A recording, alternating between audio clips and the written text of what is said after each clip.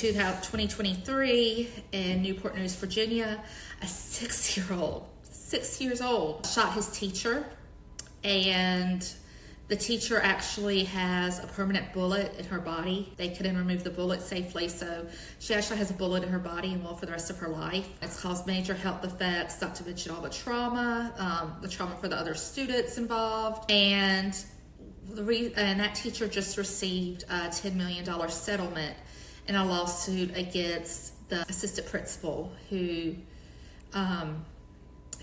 really ignored this. It was reported that the student could have a weapon, and she just stayed in her office and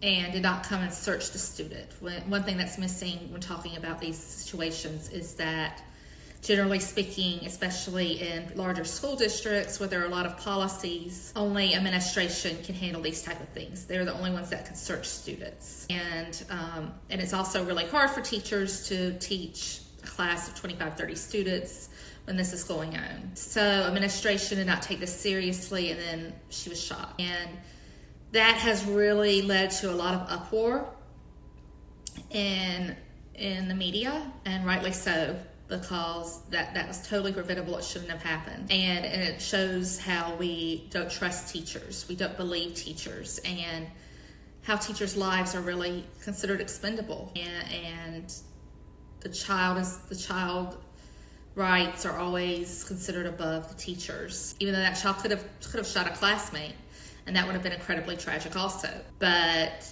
it was just not seen enough as a priority. Safety was not seen enough as a priority in this case, and with very, very tragic consequences. And there were actually people who testified saying that that this was just part of the job, that this is a workers' compensation issue. Violence is an occupational hazard. It shouldn't be that way in our schools. And of course, that teacher's no longer teaching, and I don't blame her. I wouldn't teach either. And it just is very disheartening to hear some of this, what this poor teacher went through, and the fact that it was considered part of her job.